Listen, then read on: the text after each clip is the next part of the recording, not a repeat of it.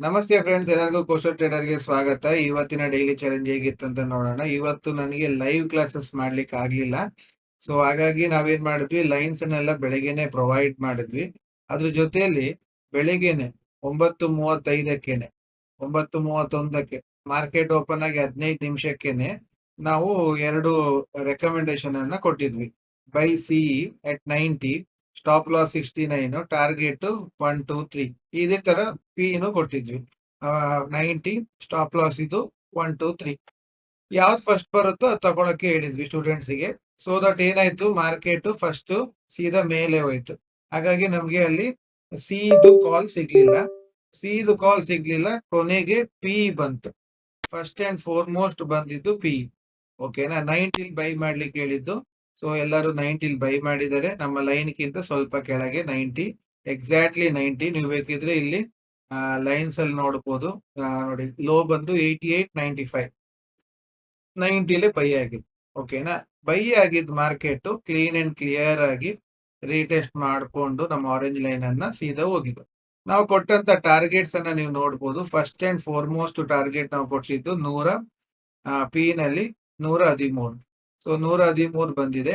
113 first target ಈಸಿಯಾಗಿ ಬಂತು. 10 points 15 points ತಗೊಳ್ಳೋರು ಅಲ್ಲಿ ಎಕ್ಸಿಟ್ ಆದ್ರು. ಸೆಕೆಂಡ್ ಟಾರ್ಗೆಟ್ ವೆಯ್ಟ್ ಮಾಡಿದವ್ರಿಗೆ ಸೆಕೆಂಡ್ ಟಾರ್ಗೆಟ್ ಕೊಟ್ಟಿದೆ ಅರೌಂಡ್ 140. ಸೆಕೆಂಡ್ ಟಾರ್ಗೆಟ್ ಕೊಟ್ಟಿದೆ. ಎರಡು ಟಾರ್ಗೆಟ್ ಮಾತ್ರ ಕೊಟ್ಟಿದ್ದು. ಫರ್ದರ್ ಅದೇ ತರ ಮೂವ್ ಆದ್ರೆ ಮಾತ್ರ ಇರ್ಲಿ ಅಂತ ಹೇಳಿ ನಾವು 85 ವರೆಗೂ ಕೊಟ್ಟಿದ್ವಿ. ಅದು ಸೆಕೆಂಡ್ ಟಾರ್ಗೆಟ್ ವರೆಗೆ ಮಾತ್ರ ಬಂತು. ಎಕ್ಸಾಕ್ಟ್ಲಿ ನೋಡಿ, ಇಲ್ಲಿ 140 to 55 ಎರಡೇ ಟಾರ್ಗೆಟ್ ಬಂದು ನಾವು ಎಕ್ಸಿಟ್ ಮಾಡಕ್ಕೆ ಮೆಸೇಜು ಮಾಡಿದ್ವಿ. ಅದೇ ಟೈಮ್ ಅಲ್ಲಿ ಮೆಸೇಜು ಮಾಡಿದ್ವಿ, ರಿವೈಸ್ ಮಾಡಿದ್ವಿ ಸೆಕೆಂಡ್ ಟಾರ್ಗೆಟ್ ಅನ್ನ. ಸೆಕೆಂಡ್ ಟಾರ್ಗೆಟ್ ರಿವೈಸ್ ಆಗಿದೆ, ನೀವು ಎಕ್ಸಿಟ್ ಆಗಿ ಅಂತ ಹೇಳಿ ಆಡಿಯೋ ಮೆಸೇಜ್ ಮಾಡಿ ಎಕ್ಸಿಟ್ ಮಾಡಿದ್ವಿ. ಓಕೆನಾ, ಅದೇ ಥರ್ಡ್ ಟಾರ್ಗೆಟ್ಗೆ ಅದು ಬರ್ಲಿಲ್ಲ. ಅಂಡ್ ನೆಕ್ಸ್ಟ್ ನಮ್ಗೆ ಅವಾಗ ಟ್ರಿಗರ್ ಆಗಿದ್ದು ಸಿ. ಸೊ ಸಿ ಇನ್ನು ಆಕ್ಟಿವ್ ಇತ್ತು. ಸೊ ಸಿ ನು ಆಕ್ಟಿವ್ ಅನ್ನ ತಗೊಂಡಿದೀವಿ. ಸೊ ಸಿ ನೋಡಿ, ಲೋ ಅಂತ ಹೇಳಿದ್ರೆ 86. ಸೊ ನಾವು 90ಗೆ ಬೈ ಮಾಡಕ್ ಹೇಳಿದ್ದು. ಸೊ 90 ಬೈ ಮಾಡಿದರೆ ಅದು ಸಹ ಎರಡು ಟಾರ್ಗೆಟ್ ಅಚೀವ್ ಆಗಿದೆ.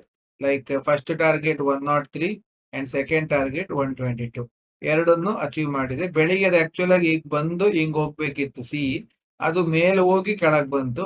ಅಷ್ಟೊತ್ತಿಗೆ ಅಲ್ಲಿ ಪಿ ಸಿಕ್ತು. ಸೊ ಪಿ ನು ಸಿ ನು ಎರಡು ಸಿಕ್ಕಿದೆ. ಅದಾದ್ಮೇಲೆ ತಿರ್ಗಾ ಸೆಕೆಂಡ್ ಟೈಮ್ ಬಂದಿತ್ತು ಪಿ, 90ಗೆ ಬಂದು ಎಗೇನ್ ರೀಟೆಸ್ಟ್ ಮಾಡಿ ಹೋಯ್ತು. ಬಟ್ ನಾವು ಲೈವ್ ಅಲ್ಲಿ ಇಲ್ಲದೆ ಇರೋ ಕಾರಣ ಮೆಸೇಜ್ ಮಾಡಕ್ ಆಗ್ಲಿಲ್ಲ. ಬಟ್ ಇದು ಸಿ ನು ಸಹ ಸೆಕೆಂಡ್ ಟಾರ್ಗೆಟ್ ಅಚೀವ್ ಆಯ್ತು 122 ವರೆಗೆ. ಸೊ ಟೋಟಲ್ ಆಗಿ ನಾವು ನೋಡಿದಾಗ ಮಾರ್ಕೆಟ್ ಅಲ್ಲಿ ಬೆಳಿಗ್ಗೆ 90 ತಗೊಂಡಂತ ಪುಟ್ ಆಪ್ಷನ್ 140 ವರೆಗೆ, ಅಂದ್ರೆ ಟೋಟಲಿ 50 ಪಾಯಿಂಟ್ಸ್ ಕ್ಯಾಪ್ಚರ್ಡ್.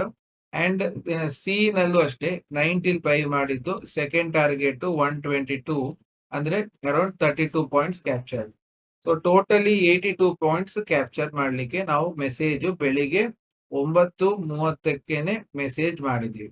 ನೀವು ಇಲ್ಲಿ ಟೈಮಿಂಗು ನೋಡ್ಬೋದು, ಟೈಮಿಂಗ್ ಅಲ್ಲೂ ನೋಡ್ಬೋದು. 9:31ಕ್ಕೆ 33ಕ್ಕೆ ನಾವು ಮೆಸೇಜ್ ಮಾಡಿ ಆಯ್ತು. ಮತ್ತೆ ಮಧ್ಯೆ ಸ್ವಲ್ಪ ಅವಾಗ ಗೈಡ್ ಮಾಡ್ತಾ ಇದ್ವಿ. ಇವತ್ತು ಲೈವ್ ಮಾಡ್ಲಿಕ್ಕೆ ಆಗಿರ್ಲಿಲ್ಲ. ಸೊ ಅದೇ ಪ್ರಕಾರದಲ್ಲಿ ಮಾರ್ಕೆಟ್ ಸಹ ನಮ್ಮ ಆರೆಂಜ್ ಲೈನ್ ಅನ್ನ ರೆಸ್ಪೆಕ್ಟ್ ಮಾಡಿ, ಅಲ್ಲಿಂದ ರೆಸ್ಪೆಕ್ಟ್ ತಕೊಂಡು ಫಾಲ್ ಆಗಿ, ತಿರ್ಗಾ ಇಲ್ಲಿಂದ ರೆಸ್ಪೆಕ್ಟ್ ತಕೊಂಡು ಮತ್ತೆ ಹೋಗಿ ಮತ್ತೆ ಅಗೇನ್ ಫಾಲ್ ಆಗಿದೆ. ಸೊ ಪ್ಯಾಟರ್ನ್ ವೈಸ್ ಅಲ್ಲೂ ಅದು, ಟ್ರೆಂಡ್ ಲೈನ್ ಪ್ರೈಸ್ ಅಲ್ಲೂ ಅದು ಫಾಲ್ ಆಗಿದೆ. ಸೊ ಈ ರೀತಿ ಇರೋ ಮಾರ್ಕೆಟ್ ಅಲ್ಲೂ ಸಹ ನೋಡಿ, ಇವತ್ತು ಏನಾಗಿರುತ್ತೆ, ಬಾಕಿಯವ್ರಿಗೆ ಇಲ್ಲಿ ಝೋನ್ ಅಲ್ಲೇ ಇತ್ತು. ಝೋನ್ ಅಲ್ಲಿ ಇದ್ದಾಗ ಯಾವ ಕಡೆ ಹೋಗ್ಬೇಕನ್ನೋದೇ ಡೈರೆಕ್ಷನ್ ಗೊತ್ತಾಗಲ್ಲ. ಯಾಕೆಂದ್ರೆ ಆಲ್ ಟೈಮ್ ಹೈ ಹತ್ರ ಬರ್ತಾ ಇದೆ, ಮೇಲೇನೆ ಹೋಗ್ಬೋದು ಅಂತ ಸಿ ತಗೊಳ್ಳೋದು, ಟ್ರ್ಯಾಪ್ ಆಗೋದು. ಇಲ್ಲ ಬೀಳುತ್ತೆ ಅಂತ ಹೇಳಿ ಪಿ ತಗೊಳ್ಳೋದು, ಟ್ರ್ಯಾಪ್ ಆಗೋದು. ಸೊ ಟೋಟಲಿ ಮಾರ್ಕೆಟ್ 3 6 7 9 10 ಗಂಟೆ, ಅಂದ್ರೆ 10 ಕ್ಯಾಂಡಲ್, ಅಂದ್ರೆ 2.5 ಗಂಟೆ ಟೈಮ್ ಪಾಸ್ ಮಾಡ್ತು. ಅಲ್ಲೇ ಎಲ್ಲಾರ್ಗು ಸ್ಟಾಪ್ ಲಾಸ್ ಇಟ್ ಮಾಡ್ತು. ನಂತರ ಒಂದು ಡೌನ್, ಒಂದು ಅಪ್ ಅಂಡ್ ಒಂದು ಡೌನ್ ಮುಗೀತು. ಸೊ ನ್ಯೂಟ್ರಲೈಸ್ ಮಾಡಿದೆ.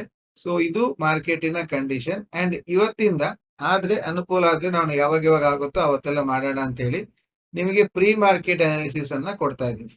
ಈಗ ನೋಡಿ, ನಾಳಿದ್ದು ಸೋಮವಾರ ಮಾರ್ಕೆಟ್ ಈ ರೇಂಜ್ ಅಲ್ಲಿ ವರ್ಕ್ ಆಗ್ಬೇಕು.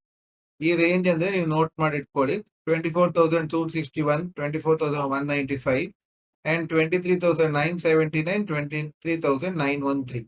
ಇದು ಮಾರ್ಕೆಟ್ ಎಲ್ಲಿ ಬೇಕಾದ್ರೂ ಓಪನ್ ಆಗ್ಲಿ. ಸೊ ಮಾರ್ಕೆಟ್ ಓಪನ್ ಆದಂತ ನಂತರ, ಸೊ ಈಗ ಉದಾಹರಣೆಗೆ ಇಲ್ಲೆಲ್ಲಾರು ಮಾರ್ಕೆಟ್ ಓಪನ್ ಆಯ್ತು ಅಂತ ಹೇಳಿದ್ರೆ, ಯಾವ್ದಾದ್ರೂ ಒಂದು ಲೈನ್ ಅನ್ನ ಟಚ್ ಆಗೋವರೆಗೆ ನೀವು ವೇಟ್ ಮಾಡ್ಬೇಕು. ಯಾವ್ದಾದ್ರು ಒಂದು ಲೈನ್ ಅನ್ನ ಟಚ್ ಆಗ್ಬೇಕು.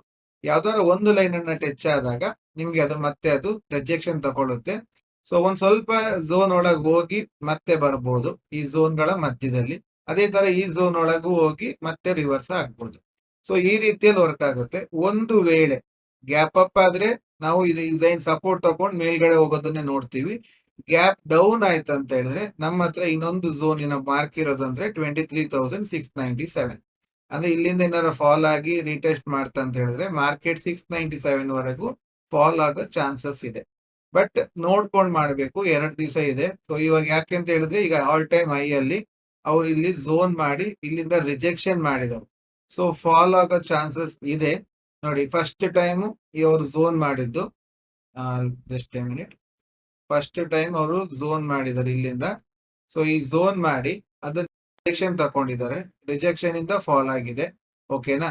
ಅದೇ ತರ ಇಲ್ಲಿ ರೀಟೆಸ್ಟ್ ಮಾಡಿ ಫಾಲ್ ಆಗಿದ್ರಿಂದ ನಾಳಿದ್ದು ಸೋಮವಾರ ಇದನ್ನು ಬ್ರೇಕ್ ಮಾಡಿ ನಾವು ನಿಂತ್ರೆ ಫಾಲ್.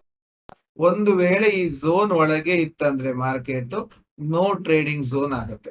ಈ ಝೋನ್ ಒಳಗೆ ನೋ ಟ್ರೇಡಿಂಗ್ ಝೋನ್ ಆಗುತ್ತೆ. ಯಾಕೆ ಅಂತ ಹೇಳಿ ಈ ಝೋನ್ ಒಳಗೆ ತುಂಬಾ ಕಮ್ಮಿ ಖಾಲಿ ಇರೋದು 60 ಪಾಯಿಂಟ್ಗೆ. ಅದು ಜಾಸ್ತಿ ಮೂವ್ಮೆಂಟ್ ಕೊಡಲ್ಲ, ಡಿಕೆ ಮಾಡೋ ಚಾನ್ಸಸ್ ಇರುತ್ತೆ. ಜೊತೆಗೆ ನಾವು ಕಳಿಸುವಂತಹ ಆರೆಂಜ್ ಲೈನ್ ಅನ್ನು ಆಡ್ ಮಾಡ್ಕೊಂಡ್ರೆ ಅದು ತುಂಬಾ ಆಡೆಡ್ ಬೆನಿಫಿಟ್ ಆಗಿ ಹೆಲ್ಪ್ ಆಗುತ್ತೆ.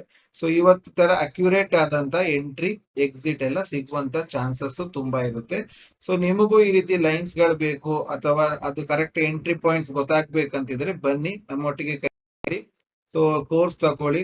ಜಸ್ಟ್ 5,000 rupees ಅಲ್ಲಿ ನಿಮಗೆ ನಾವು ಒಂದು ತಿಂಗಳು ನಿಮಗೆ ಲೈನ್ಸ್ ಅನ್ನ ಪ್ರೊವೈಡ್ ಮಾಡ್ತೀವಿ, ಮತ್ತೆ ಎಲ್ಲೆಲ್ಲಿ ಎಂಟ್ರಿ ಸಿಗುತ್ತೆ ಅನ್ನೋದನ್ನು ನಿಮ್ಗೆ ಗೈಡ್ ಮಾಡ್ತಾ ಹೋಗ್ತೀವಿ.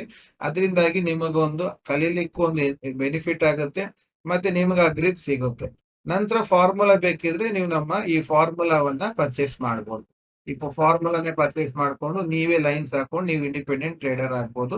ಅಂಟಿಲ್ ನಿಮ್ಮಲ್ಲಿ ಕಾನ್ಫಿಡೆಂಟ್ ಬಿಲ್ಡ್ ಆಗೋವರೆಗೆ ನೀವು ನಮ್ಮೊಟ್ಟಿಗೆ ಸೇರಿ ಟ್ರೇಡ್ ಮಾಡಿ ಇನ್ಕಮ್ ಮಾಡ್ಬೋದು ಅಂತ ಹೇಳ್ತಾ ವೀಕೆಂಡ್ ಅನ್ನು ಎಂಜಾಯ್ ಮಾಡಿ. All the best. Thank you very much.